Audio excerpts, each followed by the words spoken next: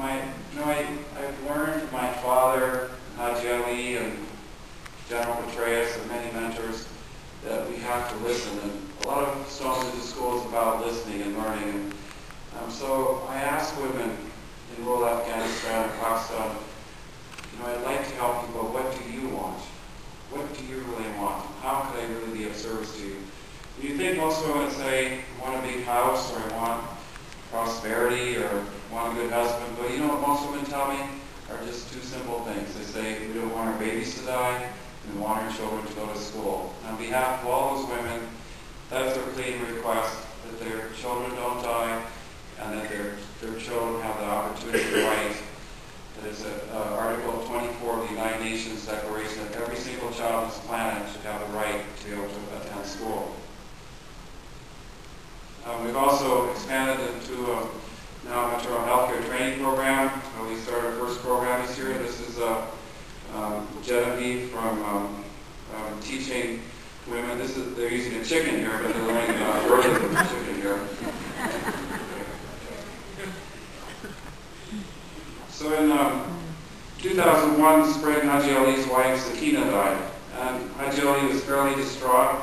We walked up to her grave. She was buried facing the west towards the sunset, towards Mecca. And then a very rare moment of sentiment, Haji Ali said something that I'll never forget. He said, soon you'll be standing here and I'm going to be in the ground. And he kind of chuckled, and he was very funny because I lost my father and my sister, and every one of you here has lost to be dear to you, and you never get over that. He said, when that moment happens, just do one thing, Greg, listen to the wind. So I got back to Corfe in 2001, in October, and Haji Ali had died. And I was in Pakistan 3 months before and after 9/11. We had a very tumultuous period. And so, as I looked at Haji Ali's grave, I thought, how can I go on? And this man had told me to sit down and be quiet and drink 3 cups of tea and all those wise lessons. You know, his whole life, Haji Ali only left his village one time to go to Mecca on a pilgrimage. He had no phone, he had no letters, he had no fax, he had no, what do you call that, twisting or twittering or texting. But he had such vision and insight and wisdom to know that the real hope and the candle for the future of his people was their education. So as I stood there by his grave, I remember what he said, listen to the wind. So I listened to the wind, and in the wind I heard the voice of the children of the school, and I realized his legacy and vision had come true for the education of his children. And I also thought back to some very precious moments. In the evening, Haji Ali loved to read. He sat in a little rickety, sharp white bed, and what's somebody else there? I'm going to change that. I have a lot of respect for him, actually. Anyways, and he loved to read in the evening, but he only read 2 books. He read the Quran and he read Persian poetry. He had thick goggle glasses, so he'd hold the book up close to his eyes. But as he read, I often noticed that Haji Ali had a tear in his eye, or sometimes he was sad. So one day I asked Haji, why are you sad when you read?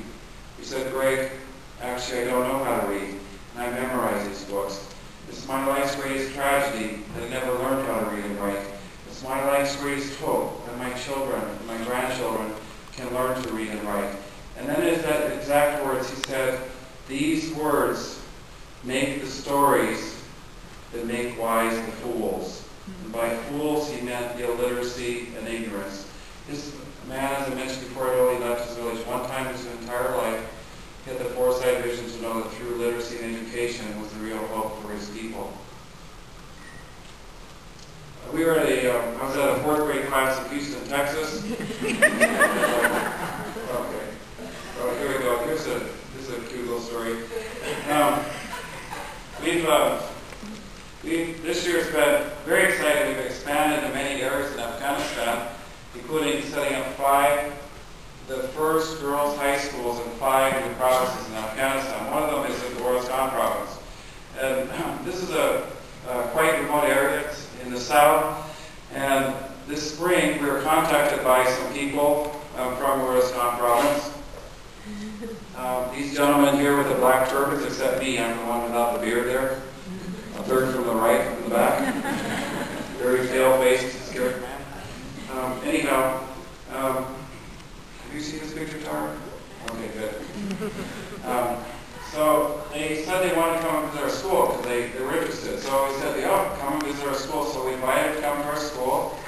Tarsia Valley. But these are armed, pretty fierce guys, and they got to our school. And when they got to the school, they had a playground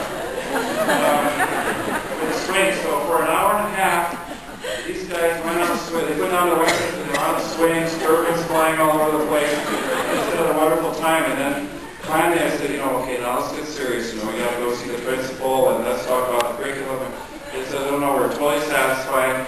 We want a girls' high school in our Godcock, so we have to have a playground in the school.